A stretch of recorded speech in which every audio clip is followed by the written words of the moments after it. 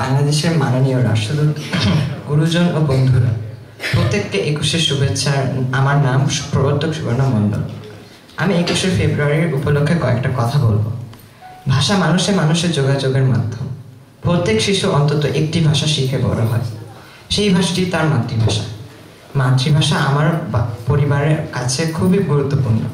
আমি এই কারণে বলছি যে এখানে জুলাই আগস্ট স্কুল যখন বন্ধ থাকে, এই দুটো মাস আমি বাংলা পড়া ও লেখা শিখে থাকি।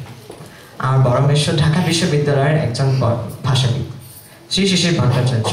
তার কাছে আমার বাংলা ভাষা পড়া ও লেখা শেখা।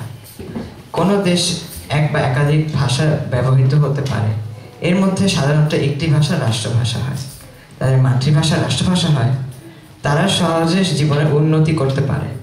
তাদের মাতৃভাষা রাষ্ট্রভাষা নয়, তারা চাকরি বা অন্য সুযোগ সুবিধার দিক থেকে পিছিয়ে থাকে।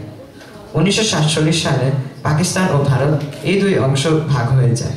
ভারত উপমহাদেশ। পাকিস্তানের দুই অংশ, পূর্ব পাকিস্তান এবং পশ্চিম পাকিস্তান।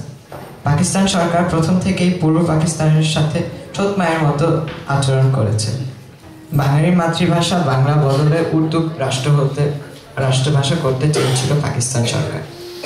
ঢাকা বিশ্ববিদ্যালয়ের সহ শিক্ষা প্রতিষ্ঠানের ছাত্ররা এরপরে প্রতিবাদ করে। আমি দুঃখিত। তারা চিৎকার করে দাবি জানায়, রাষ্ট্রভাষা বাংলা চাই।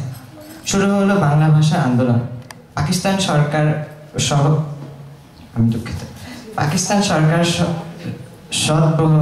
মিছিল সমাবেশ নিষিদ্ধ করে ছাত্রীরা 1952 সালে 21 ফেব্রুয়ারি পাকিস্তানদের নির্দেশ অমান্য করে রাস্তায় মিছিল করে।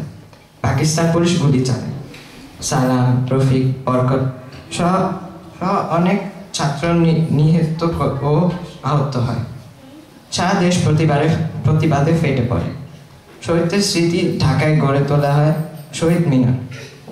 ভাষা আন্দোলনের পর এক গণ আন্দোলন শুরু হয়। 1971 সালে মুক্তিযুদ্ধ শুরু হয়। অবশেষে 1971 সালের 16 ডিসেম্বর বাংলাদেশ স্বাধীন হয়। সুতরাং বাংলাদেশের স্বাধীনতা ও ভাষা আন্দোলন একই সূত্রের গাথা। অস্ট্রিয়ার রাষ্ট্রভাষা হলো জার্মান। শিক্ষা, প্রশাসন, বিচার বিভাগ, ব্যবসায়, জীবনের সব ক্ষেত্রে এই দেশে জার্মান ভাষা ব্যবহার হয়। দুঃখের বিষয়, বাংলাদেশের সব ক্ষেত্রে বাংলা ভাষা ব্যবহৃত হয় না। আদালতে ইংরেজি রায় দেওয়া হয়। বেসরকারি বিশ্ববিদ্যালয়ে ইংরেজি ভাষায় পড়ানো হয়। সুতরাং বাংলা ভাষায় দাবি এখনো পূরণ হয়নি শতভাগ। আশা করি আমার বাঙালিরা এই ব্যাপারে সচেতন হব। আপনাদের সবাইকে ধন্যবাদ।